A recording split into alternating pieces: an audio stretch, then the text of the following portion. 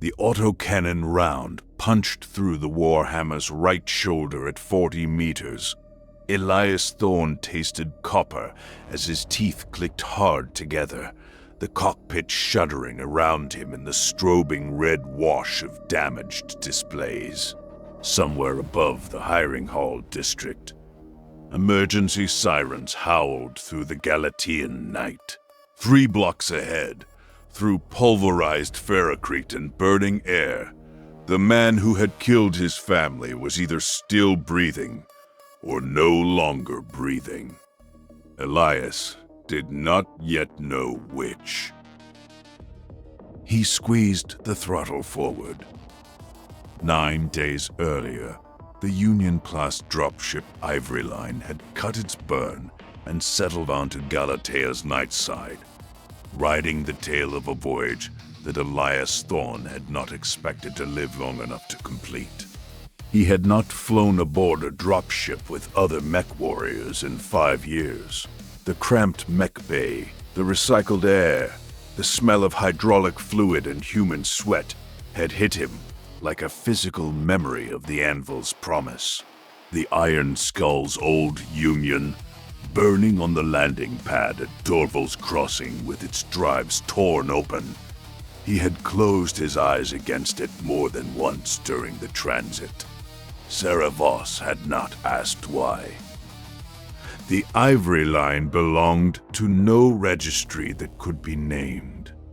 She was captained by an elderly free-worlder named Ikenna Odibe, who made his living running cargoes that did not exist to ports that did not ask questions. He had charged them 1.1 million sea bills for the passage, which was, as Voss had predicted, every sea bill the Serpent's Tooth had left. Elias had added the remnant of his own savings, 70,000 sea bills and small change, to round out the fare.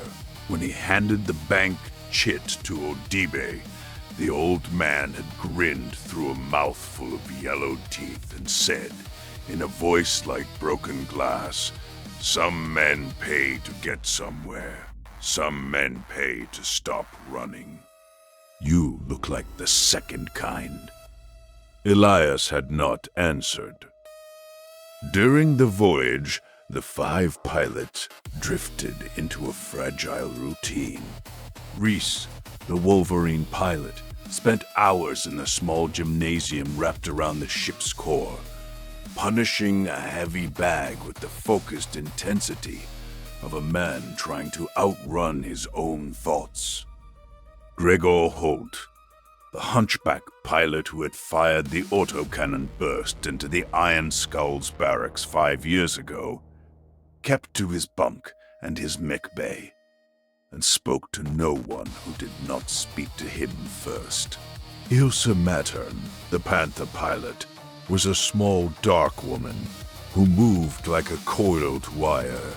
She drilled weapon cycles in the empty forward compartment, running her mech's fire control subsystems over and over until her eyes went red-rimmed from the screen glare.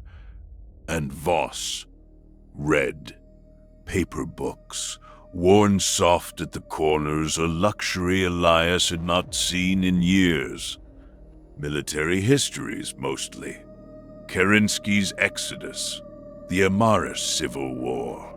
Books about what happened when institutions betrayed the men and women who served them. Elias worked on the Warhammer. He always did. Odibe had a competent chief tech who kept a respectable inventory of parts aboard. And over 9 days, Elias replaced his cracked PPC mount with a salvaged unit Voss had offered from the Marauder's damaged arm. He had taken it without thanks. He re-welded 2 of the Warhammer's center torso structural members with the slow care of a man performing surgery on a relative. By the time the Ivory Line made planetfall, his diagnostic panel no longer lit up red. It glowed a steady, sullen amber, wounded but ready. Odibe set them down 40 kilometers east of the capital city at a private facility owned by Mei Tanaka, a walled compound of maintenance hangars and prefabricated barracks. Tanaka had run freight and occasional smuggling for Voss during the Serpent's Tooth's ghost years. She met them at the foot of the dropship's ramp in a padded coat and a scarf she had probably been wearing since before Elias had been born. She was 70 if she was a day, with shrewd eyes set in a face like wrinkled leather. "You've brought me trouble, Sarah," Tanaka said. "I've brought you sea bills, May. Same thing. At my age." She looked past Voss to where Elias was descending from the Warhammer's cockpit, the frozen Galatean air shocking after the ship's warmth. "This is the one. This is the one." Tanaka studied Elias for a long moment. "You know what they say about a man who spends 5 years sharpening one knife, Mr. Thorne?" "Tell me." "They say he forgets he has hands." She turned without waiting for a reply and gestured for them to follow her inside. Tanaka's operation was not a mercenary facility in any formal sense. It was a holding yard, the kind of place where cargo shifted hands without manifest, and mechs could stand in their cradles without drawing the attention of the MRB inspectors who prowled the primary spaceport. 4 hangars, 2 machine shops, a command shack with a single heated room where she served them tea so strong it could strip paint from armor. "Your handler has become careful," Tanaka said, when the 5 of them had settled around her plank table. 3 years ago, he contracted a bonded security firm out of Paulsbo for personal protection. 4 mechs, full lance, rotating crews. They operate out of a private compound 6 blocks from the MRB administration building. Their commander is a man called Hendricks, former Lyran guards. "You know this how?" Elias asked. "I know this because I make it my business to know who is moving through Galatea, Mr. Thorne. Hendrix's people eat at my cousin's restaurant. Mercenaries talk when they drink. His lance is a battle master, a thunderbolt, a crusader, and a centurion. All fresh chassis, all well-maintained, and all, I believe, bought and paid for from a slush fund that does not appear on any mercenary review board ledger."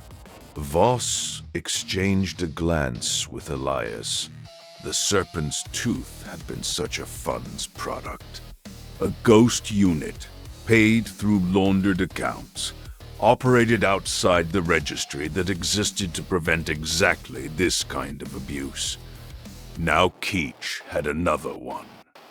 A fresh one, closer to home.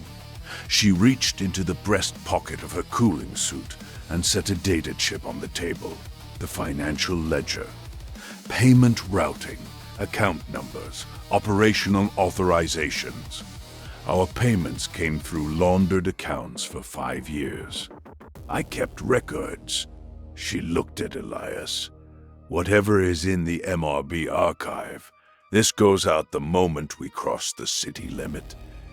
He expects us, Elias said. He expects something. Whether it is you specifically, I cannot say. But your monthly reports have gone quiet for over 3 weeks, and a man like Keech does not sleep well when a weapon he has been aiming goes dark. He has pulled Hendrix's lance to standby rotation. They patrol the hiring hall district in pairs, day and night. The city is nervous. There are rumors of a gang war. No one knows the truth of it. Elias closed his eyes. 3 weeks of silence.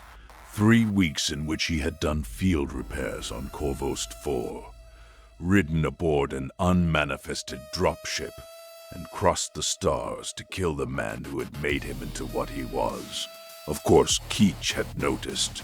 A handler who managed his assets as carefully as Keech did would notice a quiet microphone the moment it stopped whispering. "What's the approach?" Voss asked. Tanaka spread a flimsy sheet across the table. A schematic of the hiring hall district. Streets, building heights, mech corridors marked in faded red ink.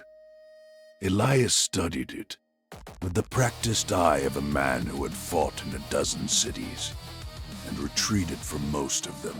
The MRB administration building sat in the district's eastern quadrant, a squat ferrocrete bunker with a 5-story superstructure and a marked mech parking bay on its western face.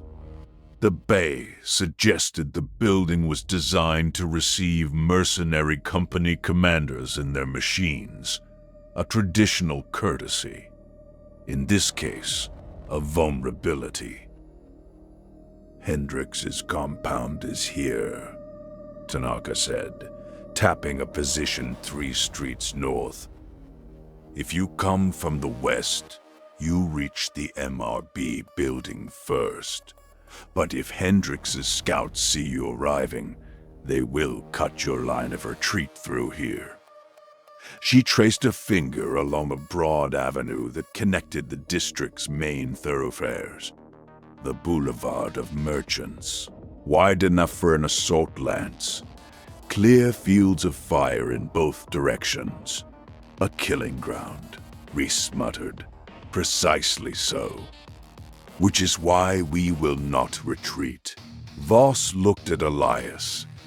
"We hit the MRB building first, fast, while his mechs are still warming up. Keech does not get hours, he gets minutes. 5 minutes, maybe 10, Elias said. Hendrix's machines will be cold running on standby alert. It takes 3 to 4 minutes to spool a fusion reactor from standby to combat readiness. Another minute to clear the compound. Call it 6 minutes minimum before they are in the field. 12 minutes before they reach us in force. Enough time to enter the building, Voss said. Enough time to get one man inside the building. Me. Voss's eyes narrowed. You. I will leave the Warhammer at the Mech parking bay on the western face, dismount, and go in on foot. Keech's office is on the 3rd floor. His archive access is in a sub-basement bunker beneath it. I can clear both in 15 minutes if I do not meet infantry opposition. And if you do, then I will meet it. The silence that followed was not a disagreement. It was the recognition of a plan that required trust. None of them had earned yet, but all of them now needed. Voss looked at the schematic. She looked at Reese. She looked at Gregor Holt, who had said nothing during the entire briefing, who sat with his hands flat on the table, like a man trying to hold still. She looked at Ilsa Mattern, whose Panther would be their most vulnerable mech, and lacking the speed of the Wolverine to easily escape. We hold the boulevard, Voss said. When Hendrix comes, we meet him. We keep him off the MRB building until Thorn has what he needs and is out. Against fresh mechs with our damage. Against fresh mechs with our damage. Unless you would like to walk back to May's hangar and ask her to find us a warmer contract. Reese did not smile, but he nodded. Gregor Holt spoke for the first time since boarding the Ivory Line. His voice was lower than Elias had imagined, and raspier. I put the burst into the barracks at Dorval's Crossing, he said. He was looking at Elias, not at Voss.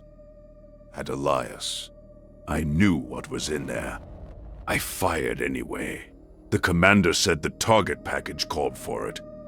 I thought I was taking a contract. You were taking a contract, Elias said. I was killing people who were asleep. Yes. Tomorrow I would like to take the front of the line. Elias thought about that. He thought about the barracks at Dorval's Crossing and Captain Vasquez's voice on the comm and the faces of the men and women he had grown up with, blown apart by the autocannon shells this man had fired. And he thought about a quiet office on Galatea where a gray-haired bureaucrat poured drinks from a desk drawer and sent other men to do the killing. The front of the line is the boulevard, Elias said. Hendrix's battlemaster will come up the center, a 14-meter-tall assault mech with an entire arsenal bolted to its chest. The first pilot in its firing lane will probably not survive the first exchange.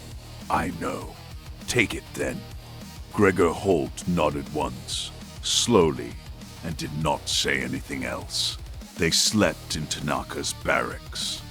In the small hours of Galatean night, Elias woke in the unfamiliar cot with his hand curled around a grip that was not there. He sat up in the dark. He listened to the wind moving through the hangar doors. He thought about his father and his grandmother and Rhea Vasquez, and he thought about Dorian Keach in his quiet office with his quiet eyes and his quiet voice, and the tremor went out of his hand. He walked out into the main hangar. The Warhammer stood in its cradle with a single emergency light burning beside it, the yellow glow of the bulb painting the scarred armor in long shadows. Voss was there, cross-legged on a crate, beside the Marauder, with one of her paper books open on her knee, and a field lantern propped beside her foot. She looked up when Elias entered, but did not close the book. Couldn't sleep either, she said. No, there's tea. May left a thermos. He poured a cup of something that smelled of smoke and anise and sat down on a second crate. For a long while, neither of them spoke. Voss turned a page. The hangar ticked with the small cooling noises of 5 mechs settling into their post-transit temperatures. How do you do it? Elias asked eventually. Do what? Sit with what you've done. Read histories of other people's disasters. Not hear the screaming. Voss closed the book and set it aside. She looked at him fully, for the first time since Korvost 4. Her eyes in the lantern light were the color of cold tea. I don't not hear it. You assume that silence is the same thing as peace. It is not. Most nights I hear every name. Some nights I hear what I imagine their voices sounded like. I was an adept in the comm guards once, you know. I read a report a long time ago that described exactly this as a permanent condition for the kind of soldier I have become. The report called it moral injury. The writer thought it could be treated. I do not think it can. Then why the books? Because other people have survived worse, and they wrote it down. And if they survived worse, then perhaps I will survive this. Perhaps you will too. She picked up the book again. Go back to bed, Thorn. Tomorrow we either finish this or we do not, and either way you should not be awake now. He drank his tea. He walked back across the hangar to the barracks. He did not sleep, but the tremor stayed gone. They moved on the city at the 3rd hour after midnight. Tanaka had arranged transport for the mechs through a series of freight corridors that skirted the primary industrial ring and terminated at a derelict construction site 2 blocks from the hiring hall district's western edge. It was a thin cover. It would not survive a serious inspection by Galatean traffic control.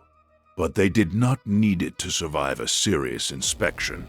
They needed it to survive until the Warhammer stepped off its flatbed and onto the cracked ferrocrete of a Liran city street.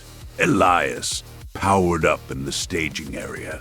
The Warhammer's cockpit warmed. Familiar smells, coolant and capacitor bleed, and the long-settled residue of his own 5-year occupation of this small, armored space.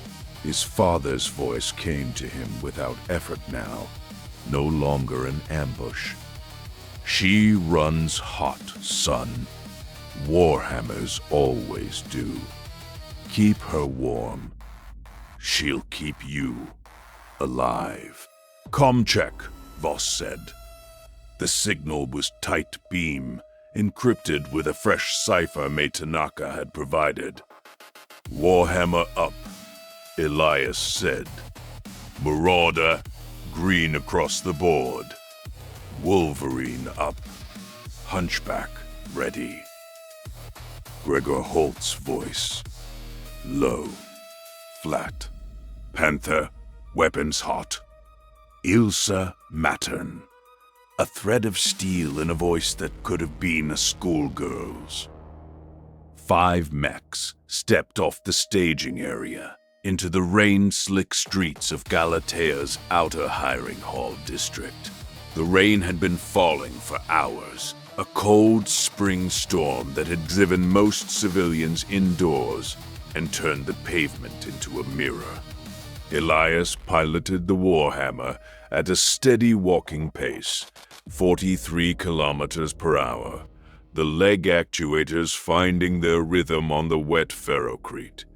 Storefronts and tenement blocks slid past on either side. Windows were dark. A few pedestrians on the cross streets stopped and stared, then turned and ran. 7 blocks to the MRB administration building. 6. At 5 blocks out, the Lance crossed the Boulevard of Merchants and began to deploy according to plan. The Marauder and the Hunchback would hold the boulevard. The Wolverine would cover the northern flank. The Panther, with its jump jets, would move to a rooftop overwatch position at the boulevard's midpoint. Elias continued west toward the MRB building, with the Warhammer's sensors in active mode, painting every structure and every shadow. 3 blocks. The administration building came into view ahead, squat and gray and institutional, its 5-story superstructure darker than the sky behind it.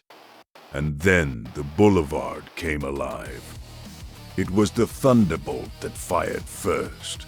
The long-range missile launcher in its right torso disgorged a full flight of 15 missiles in a roaring cluster, the warheads climbing on their yellow flame trails before arcing down toward the Marauder's position at the boulevard's eastern end. Voss had anticipated it. She had already moved the Marauder into the shelter of a 6-story office tower, and 11 of the missiles struck the building's upper floors in a rippling fury of explosions that blew glass and masonry across the street.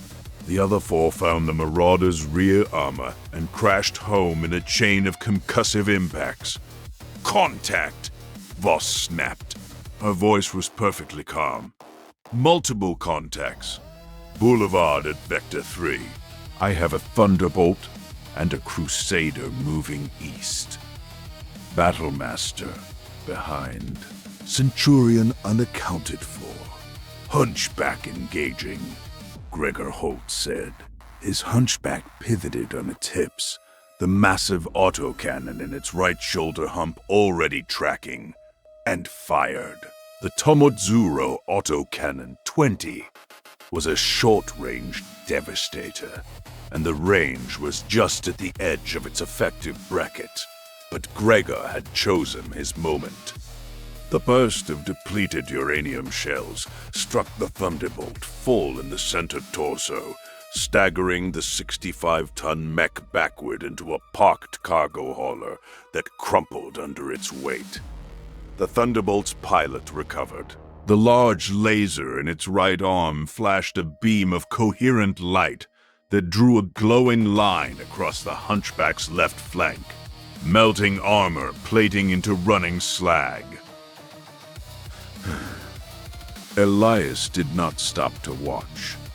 The Warhammer was still 2 blocks from the MRB building, and every second counted now. He pushed the throttle forward.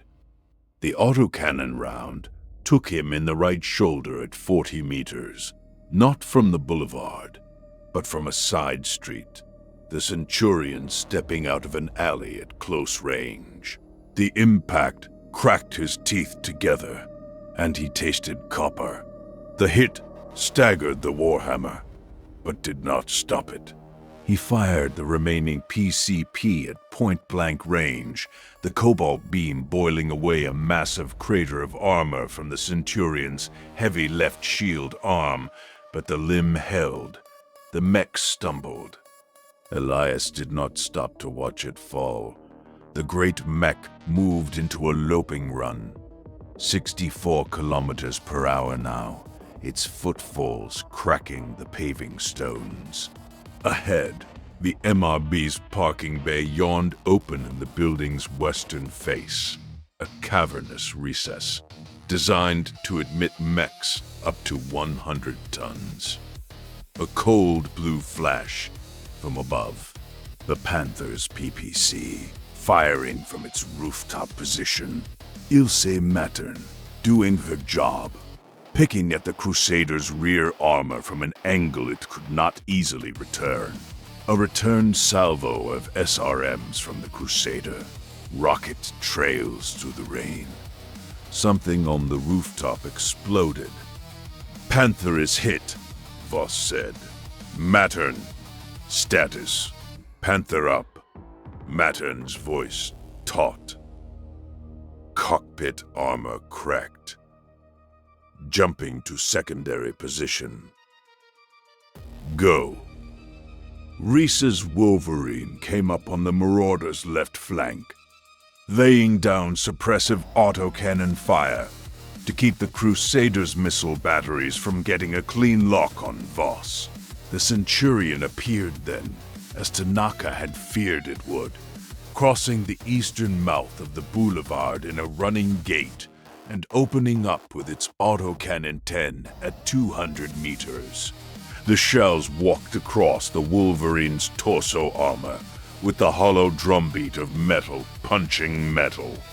Reese pivoted to return fire, but his compromised knee actuator slowed the movement, and the moment it took to turn cost him a second salvo from the Centurion that ripped into his left leg at the hip assembly. Wolverine, get off that leg, Voss snapped. Working on it. Reese's voice was grim but functional. His autocannon 5 barked back at the Centurion, the shells scoring the medium mech's center torso in a shallow line of craters. Not enough damage to drop it. Enough to make its pilot take a step back and reassess. Heat was the invisible combatant in every one of these exchanges. Elias saw it in the timing of Voss's position reports, in the milliseconds between her weapons cycling. The Marauder was alpha capable, but alpha striking in an urban environment meant shedding thermal load into a heavy mech's overstressed sinks, with no river to retreat to, and no cold wind to help. Voss was firing her twin Hellstars in alternating pulses, one shot every 10 seconds, giving the sinks time to bleed between discharges. It was the discipline of a veteran commander. It kept her alive. Elias reached the parking bay. He slowed the Warhammer to a crawl and angled the 70-ton mech into the recess, turning it so that the armored back faced the bay's inner wall. Cover. At least some. He set the reactor to standby, killed the weapon systems, and popped the cockpit seal. The Galatean rain hit him like a slap. He climbed down the maintenance ladder, hand over hand, the descent familiar from 1,000 post-combat dismounts. He hit the pavement in his cooling suit and combat boots, with a laser pistol in one hand and a cutting torch in the other. The cutting torch was not a weapon in any conventional sense, but the MRB administration building had security doors, and Elias had not come this far to be stopped by locks. He crossed the parking bay at a run. The security door was heavy, alloyed composite, keyed to biometric and passcode locks. He did not attempt the locks. He put the cutting torch to the hinges and went through the door in 90 seconds. Behind him, on the boulevard, the battle had escalated to its full fury. The Battlemaster had joined the line. 85 tons of pristine assault mech, its primary PPC firing with metronome precision, its 4 medium lasers ready for close-in work. It moved up the center of the boulevard with the rolling confidence of a heavy mech commander who had done this before. Hendricks. He matched the profile Tanaka had given them. Gregor Holt's hunchback took the Battlemaster's first PPC bolt through its left torso. Armor that had already been damaged on Korvost 4 failed completely, and the bolt punched through into the internal structure. Warning lights must have flooded his cockpit, but Gregor did not retreat. He turned into the Battlemaster and walked the hunchback forward, autocannon tracking, the great weapon's barrel adjusting with every step. "Halt! Fall back," Voss said. "Repeat, fall back to secondary line." "Negative," Gregor's voice. "I owe a debt, Commander. Halt. You will withdraw and live to pay what you owe." "That is an order." "With respect, Commander, it is not." The hunchback fired its autocannon from inside 100 meters. At that range, the Tomodzuro autocannon, 20, was at its maximum devastation. The stream of depleted uranium shells hammered into the Battlemaster's right leg, tearing away a massive chunk of armor that had never been tested. The Battlemaster staggered. Its PPC fired reflexively, striking the hunchback's cockpit armor and spiderwebbing the ferroglass. Inside that cockpit, Gregor Holt kept walking his mech forward, step, step, step. The Battlemaster fired all 4 of its medium lasers. 4 parallel beams carved through the hunchback's remaining center torso armor and into the structure beneath, reaching the gyroscope. The 50-ton mech's balance system screamed and failed. The hunchback toppled, but Gregor's autocannon fired once more at the moment of falling, a final burst on full automatic, and the stream of shells stitched up the Battlemaster's right leg and into the hip assembly. The Battlemaster's leg actuator severed. The The great assault mech tried to recover its footing on a leg that was no longer a leg. It could not. It toppled with a sound that shook the street, its PPC firing wild into the low sky as the mech went down. 85 tons crashing onto the boulevard of merchants, with an impact that cracked the pavement for 20 meters in every direction. Gregor Holt did not eject. Elias, halfway up the emergency stairwell of the MRB administration building, heard the seismic impact through the walls and the soles of his boots, and understood, without needing the comm, what it meant. A mech did not hit the ground that hard unless it had taken a kill. A battlemaster did not scream into its pilot's ears and firing circuits that hard unless it had been walked into point-blank autocannon range by a pilot who had decided to settle a debt in the oldest currency there was. For 5 years, Elias had carried Gregor Holt's name on the list of men he intended to kill before he died. It was strange to be walking up a stairwell at the exact moment the name came off the list, for a different reason. He kept climbing. 3rd floor. Keach's office. He reached the 3rd floor landing to find 2 security personnel waiting for him, with drawn sidearms. Private contractors, not MRB guards. He recognized the uniform cut from Tanaka's briefings. Hendrix's men. He had killed men before, at close range, in corridors, when the Iron Skulls had done asset recovery on Antalos and elsewhere. The act was not difficult. The memory was. He shot the first man in the throat before the man's gun cleared his belt. He shot the second man in the chest as the second man was still turning toward the sound of the first shot. Both went down. Neither made noise that would carry beyond the landing. Elias stepped over the bodies and kept moving. Keach's office door was closed. Elias did not knock. He put his shoulder into it at a run, and the door gave with a splintering of framewood, because the door had been designed to impress visiting mercenaries, not to resist assault. Dorian Keach was sitting behind his desk. He looked older than Elias remembered, thinner.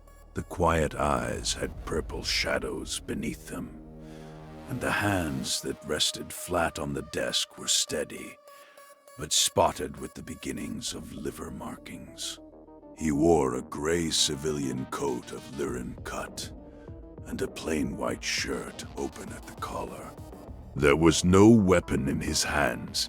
There was, however, a single bottle on the desk in front of him, and a single glass beside it, and the glass was half empty. "Elias," Keach said. His voice had not changed.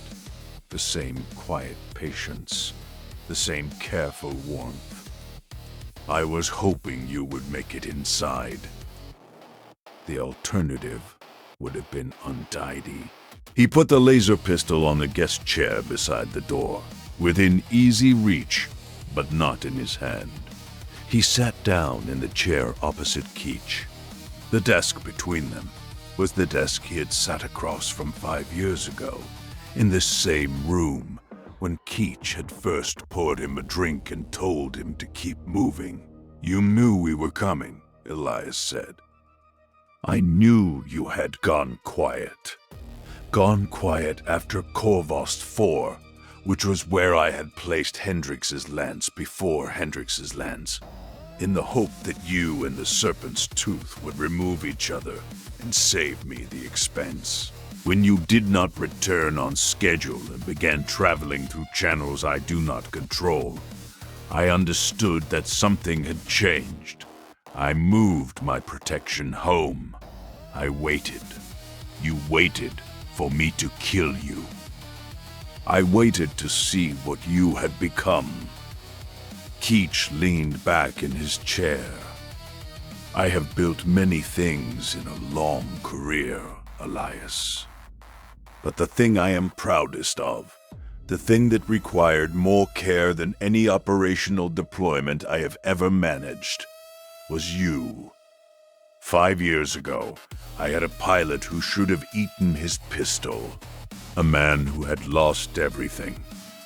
I gave him a reason to stay alive. I gave him a hunt. I gave him purpose. I shaped him, over half a decade, into one of the most dangerous solo operators in the deep periphery.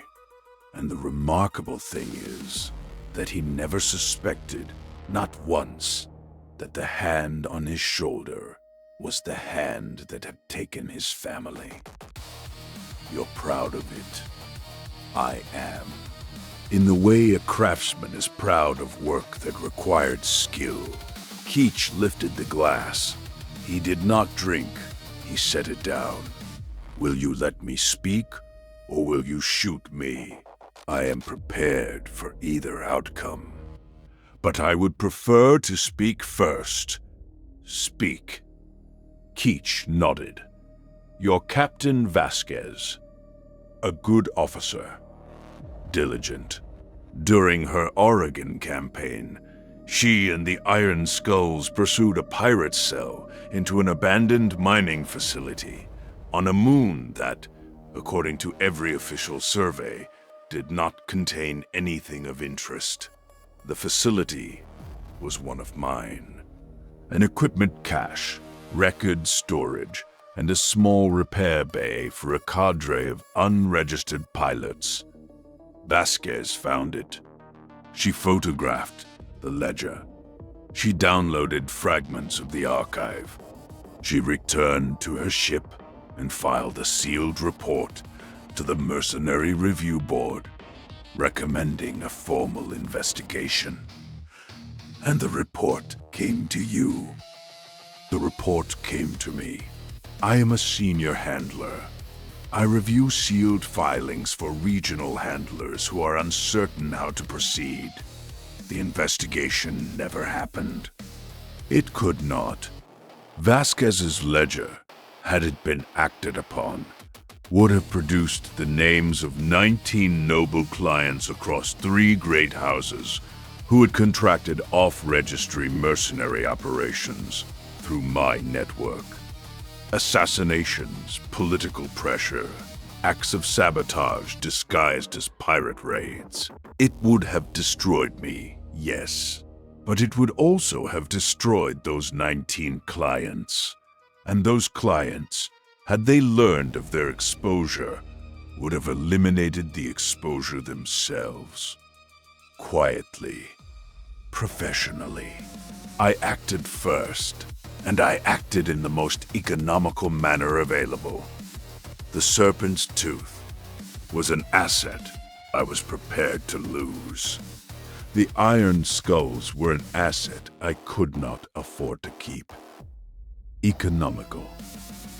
I am a bureaucrat, Elias. I measure in costs. 19 nobles, 17 are still living at the time of this conversation. 2 have died of unrelated causes in the intervening years. All 19, living and dead, will have their names on the documentation your associate has transmitted. Some of them will survive the exposure. Most will not. I bear no particular grief for any of them. They hired me for the work I did because they did not want to be seen doing it themselves. And that kind of cowardice does not, in my experience, produce men who die well. Who was the largest client? That would be information I should not share with a man who has access to a functional transmitter. Voss already transmitted the ledger. The ledger contains names, payment amounts, and operational summaries. It does not contain context. It does not contain the specific discussions held in specific rooms by specific people. That kind of context I have kept separately. In my head, I had assumed I would take it with me. You had assumed correctly. Yes, I had. Keech smiled, very slightly. It was the first smile Elias had seen from him tonight. A small, tired, private expression that had nothing to do with pleasure. You know, Elias, I think you may be the closest thing I have had to a friend in the last 15 years. That is not a claim to any kind of affection on either side. It is an observation about the shape of my life. A man in my profession does not keep friends. He keeps contacts, assets, obligations. You were an asset. But our monthly exchanges became something I looked forward to. I am not certain I understand why. Because I trusted you. Perhaps I have not been trusted in some time. Elias said nothing. Outside, the last of the mech combat had ended. He could hear only rain and the distant keening of civilian sirens responding to a disaster they did not yet understand. Elias looked at the glass on the desk. He looked at Keech's steady hands. He looked at the man who had destroyed his family because the alternative would have been inconvenient. And me? Elias asked at last. You were the witness I could not kill because killing you would have raised questions I could not answer. A surviving iron skull. A witness with a sensor log. The only way to manage you was to keep you pointed away from me, at a target I could manage for as long as necessary. Eventually, you would have died, or the serpent's tooth would have died. Either outcome would have closed the file. You kept me alive to use me. I kept you alive, Elias. The rest is a matter of interpretation. Something moved in Elias's chest that was not rage. Exactly. It was thinner than rage. Colder. It was the recognition that the man sitting across the desk from him had taken every meaningful thing in his life and converted it into an operational diagram with nodes and arrows and projected outcomes. And the diagram had worked. For 5 years it had worked. Voss transmitted the financial records an hour ago, Elias said. Every HPG node on Galatea has them. So does the Mercenary Review Board's Oversight Committee on Terra. So do 3 of your 19 clients. The transmissions went out the moment we crossed the city limit. By this time tomorrow, every major newspaper in the Lyran Commonwealth will have a copy. Keech's face did not move. Not a single line of it, but something in his shoulders settled. A small permission to stop carrying a weight he had been carrying for a very long time. Then you did not come here to kill me, he said. I came here to ask a question. Ask it. Was any of it real? The advice? The drinks? The times you told me to keep moving? Was there any part of that where you meant it? Keech considered the question. He looked down at his glass. He looked up at Elias. His mouth moved, a small expression that might have been an attempt at a smile and might have been an attempt at something else. I meant every word of it, Elias. I needed you alive. You were easiest to keep alive when you were the man your unit had raised you to be. So I kept that man alive. I do not know if that answers your question. It does. The street outside was quieter now. The small arms fire had stopped. The mech combat had stopped. The only sounds were distant sirens and the slow hiss of rain on the building's roof. Elias thought of Gregor Holt, who had walked a dying hunchback into a battle master's guns to pay a debt. He thought of the iron skulls. He thought of a grandmother walking a crippled Warhammer out of a crater 50 years ago. He stood up. He picked up the laser pistol from the chair. He holstered it. "What are you doing?" Keach asked. "I'm leaving." "You are not going to shoot me." "No." "Why not?" Elias looked at him. "Because you would like me to." He turned for the door. Behind him, he heard Keach lift the glass. He heard the small, wet sound of the man drinking what was in it. He did not turn around. He did not need to see what was in the glass, because he had already seen, in the flat amber liquid, the particular way that it caught the office light, and in the careful way Keach's hands had rested flat on the desk before speaking. He had seen men who had made their decision before visitors arrived, before he stepped into the hallway and pulled the splintered door closed behind him. By the time he reached the building's main entrance, Keach was dead. Outside, the boulevard of merchants was a ruin of fallen mechs and broken masonry. Voss's Marauder stood, barely, its right arm hanging loose at the shoulder assembly.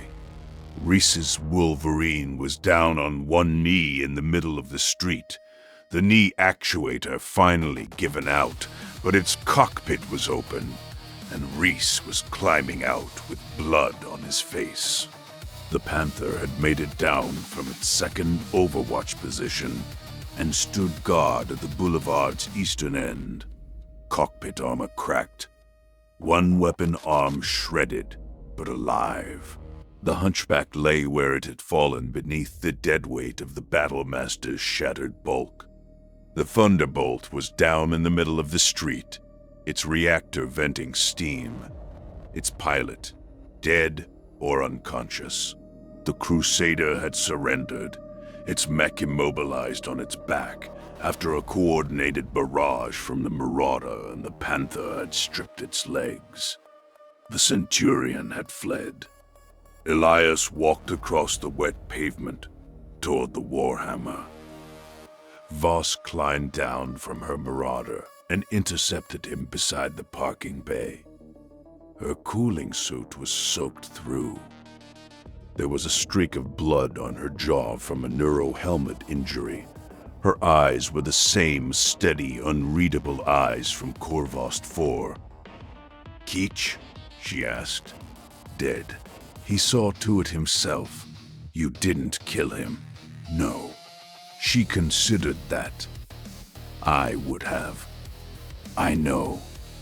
Holt killed the Battlemaster. Did not come out of his mech. Voss closed her eyes for a long moment.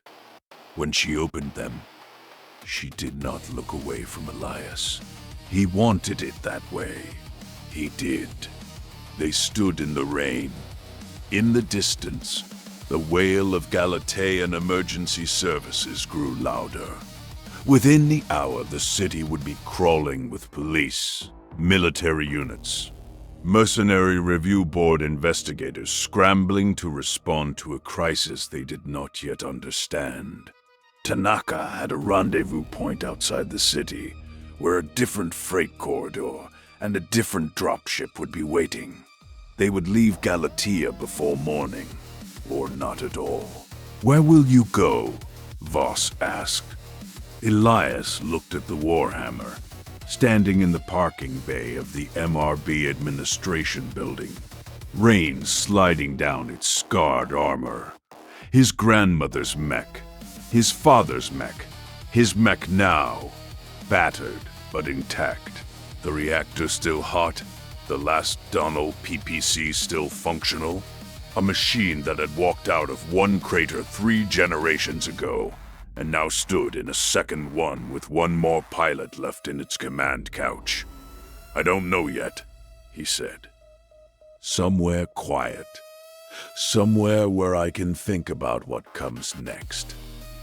There is work in the periphery for a good heavy mech and a pilot who knows his trade. There is. I have a dropship I need to repay May Tanaka for, and 3 damaged mechs, and 2 pilots, and no unit name. If a 6th mech and its pilot wished to make us something new, I would not argue." Elias looked at her, at the scars on her neck that she had earned in a fight with the kind of people her own commander had been paid to become, at the hand that had given the order 5 years ago, that killed 16 people he had loved, at the woman who had, today, helped him end the thing that had been eating him alive from the inside for half a decade. "We'll settle the old accounts someday, Voss. I know we will, but not yet, not yet." Ilse Mattern had climbed down from her panther and was standing at the edge of the parking bay, cooling suit soaked through, a thin trickle of blood running from her hairline where the cracked canopy had caught her when a missile had come too close. She looked younger out of the cockpit than she had sounded over the comm. 25, maybe. A face that had not yet finished deciding what it wanted to be. "He said to tell you something." Her voice was unsteady but clear. "Halt. On the way in," he said. "If it went the way he thought it would go, you should know it was not penance." He said penance was a word for men who believed they could pay. He said he did not believe that. He said it was just what he had left to give. Elias looked at her. The rain fell between them. "I'll remember. He wanted you to." She walked back to her panther. Elias climbed the maintenance ladder to the Warhammer's cockpit. He strapped in. He closed the canopy. The cockpit warmed. Familiar smells. Coolant and capacitor bleed, and the long-settled residue of his own long occupation of this small, armored space. He set the reactor to full power. The Warhammer woke around him. Myomer bundles contracting, systems cycling from standby to active. On his comm panel, the tight beam cipher from Tanaka was already signaling an updated rendezvous with a margin of 90 minutes. He keyed the comm. Ironwood actual to remaining elements. Form on my mark. We are moving to rally point. Do not engage civilian authorities. Do not fire unless fired upon. Copy.